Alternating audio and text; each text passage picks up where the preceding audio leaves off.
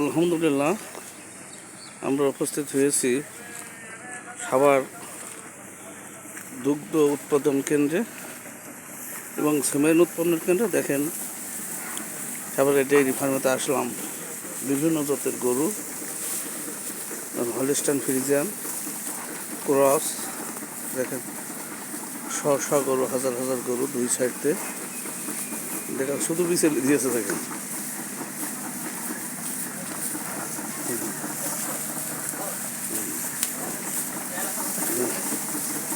শুধু খড়।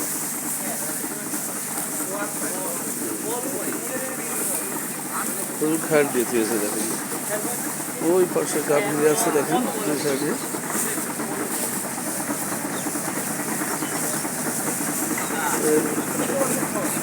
নতুন জাতের গরু দেখছি, ওই সাইডে গরু আছে, দেখেন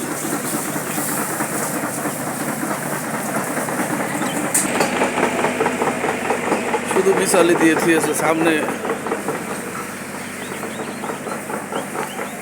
দেখেন ওই পূর্ব সাইডেও গরু, অনেক এরিয়া। 780 একর জমি,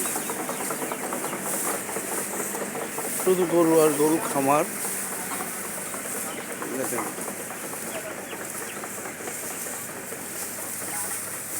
শুধু বিচালি 4-5 মিটার করে বিচালি ফেলাইতে আছে। ধানের আঠি, বেরোনো ধান। দেখেন এখানে কিছু এসএল জাতের গাভী আছে দেখছি। দেখেন একটা বকনা এসএল, এগুলো এসএল জাতের গাভী। দেখেন